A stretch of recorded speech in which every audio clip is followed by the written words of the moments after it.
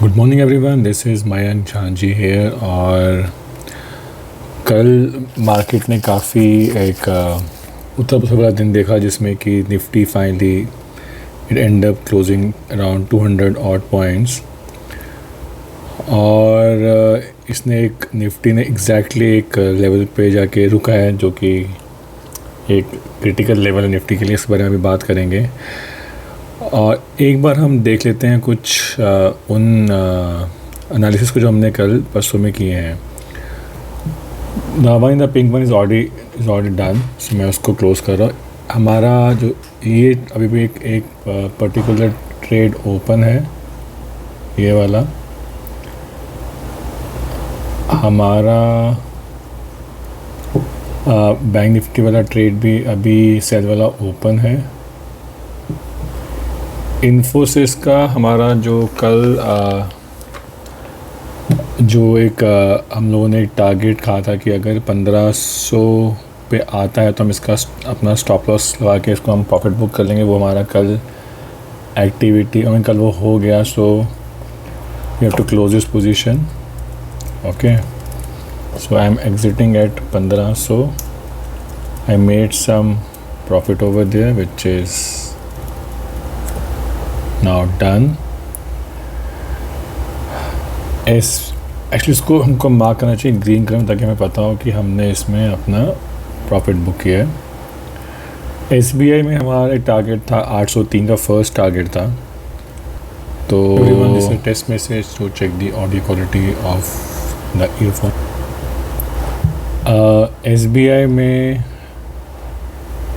हमारा कल first target जो था 803 का, वो कल अचीव हुआ। So now we are revising our stop loss to 110। The first target has been achieve for 103। तो अब हम एक छोटा स्टॉप लॉस चलेंगे, ताकि अगर ये आगे और गिरता है तो 785, that will be second target. So this is again a trade which is right now open. HDFC life में हम लोगों ने बात की थी 740 टारगेट की। HDFC लाइफ कल लो मार के आया 770 का, तो ये अभी भी ट्रेड ओपन है। इसका स्टॉप लॉस है अभी 790 पे, जहाँ पे हम लोगों ने सेल किया था।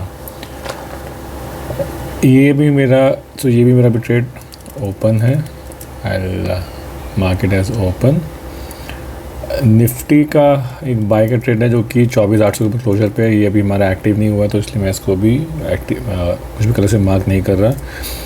अपोलो में सेल था एट 7,800, टारगेट 7,600। ये है अपोलो, अभी 7,714 पे आके रुका है। तो इस केस में I this trade is still open.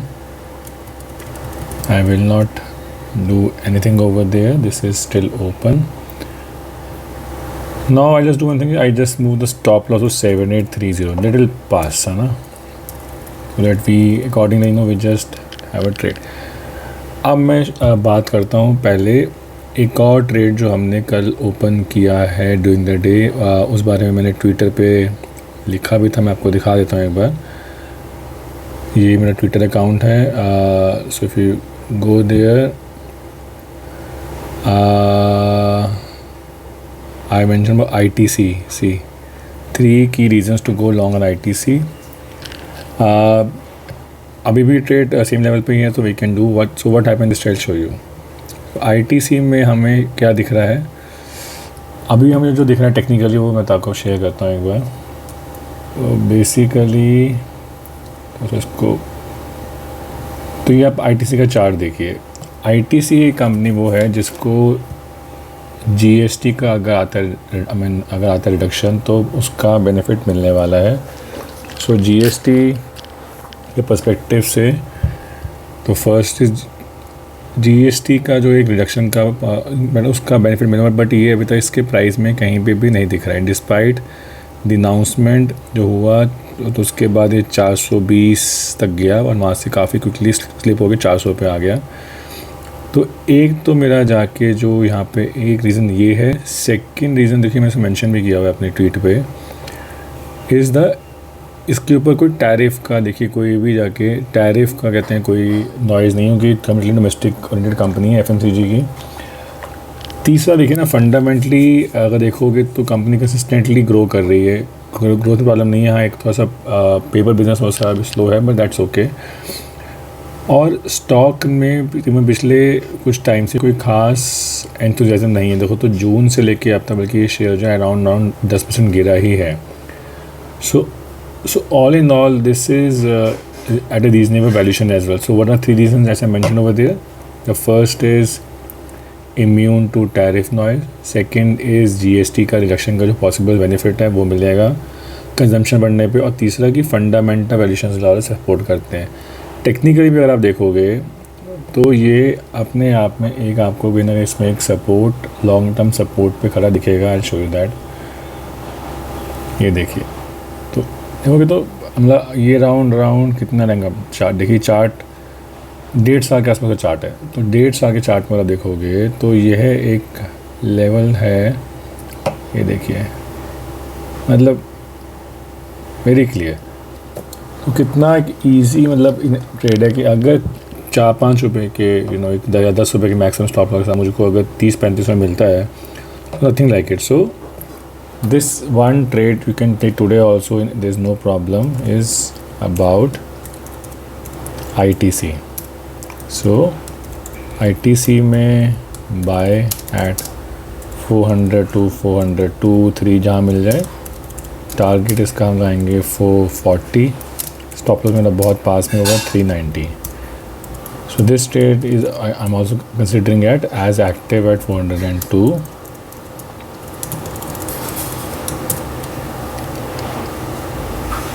Now this is open. Now let's have a look at Nifty and Bank Nifty for today, just as a analysis. So Nifty ने फिर से अपना देखेंगे तो लोअर एंड फिर touch किया है। तो हमने काफ़ी बार से हम बात कर रहे हैं कि एक support level which is very important for Nifty is 24,500 is 24,500 24,500 पे जो एक सपोर्ट है वो उस पर आप देखेंगे तो यहाँ से एक डाउनवर्ड स्लोपिंग बना हुआ है, एक डाउनवर्ड स्लोपिंग ये बना हुआ है। सो पैराडॉक्सिकली देखो तो ये एक तरह का डाउनवर्ड प्रेशर डालता हुआ दिख रहा है जहाँ पे जो है निफ्टी पे।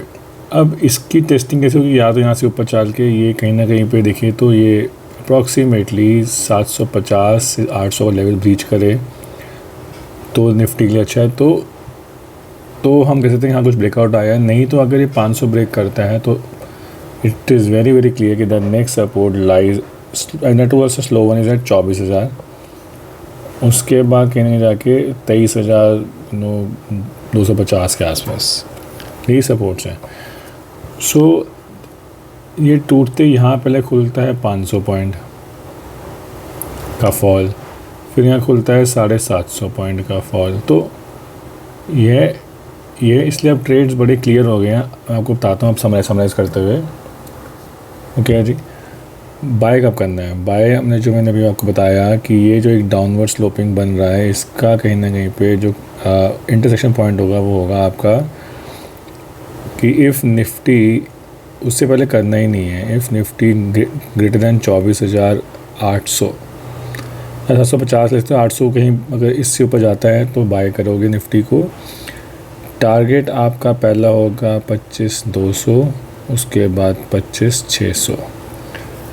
तो यहाँ पे अच्छी 400 पॉइंट की रैली मिलती है और इसका स्टॉप लॉस बहुत ही पास होगा विच इज़ 24,670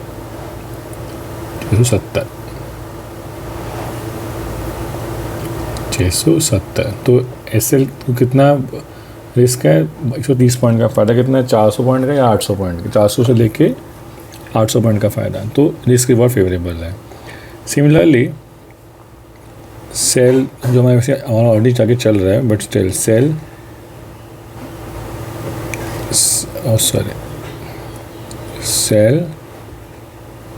बिलो जो ऑलरेडी हो चुका है 24,500 चल रहा है जो मेरा ऑलरेडी टारगेट इसका है अब 24,000, इसका स्टॉप लॉस है 24,650, यानी कि हम इस पे अपना एक बार क्लियर से एग्जिट कर लेंगे और फिर से वेट करेंगे 24,500 टूटने का on the down side. So my stop loss for this trade now revise to 24,650. Buy का मैंने ऑलरेडी लिखा हुआ है, आपको यहाँ पे लिख के देखिए रखा हुआ भी है. बाय का ये हम तब करेंगे जब हमारा ये एग्जीक्यूट हो जाएगा. अभी हमारे लिए ट्रेड एग्जीक्यूट नहीं हुआ हुआ. ऐसी बैंक निफ्टी पे we are the same pattern, this mighty fall, it's not stopping. It has taken Nifty to a level which is now close to not like support as such, but yes, somewhere as a support. I'll show you that. ये 53,500 का है. ये 53,500 के आसपास हो सकते हैं, कहीं घूमे वापस और घूमने चांसेस हैं क्योंकि गिरा हुआ शार्प है, तो हो सकता है यहाँ पे बाउंस बैक यहाँ से वापस ले. इस बाउंस बैक की टेस्टिंग कब होगी? तभी होगी जब ये निफ्टी 56,000 कहते हैं वापस. 56,000 से पहले बाई नहीं. तो क्लियरली ट्रेड बहुत यहाँ भी बहुत क्लियर है. सो ट्रेड क्या है बैंक निफ्टी में? ग्रेटर देन 56,000, उससे पहले नहीं. Possible target in that case would be somewhere around 57,000, SL 55,500.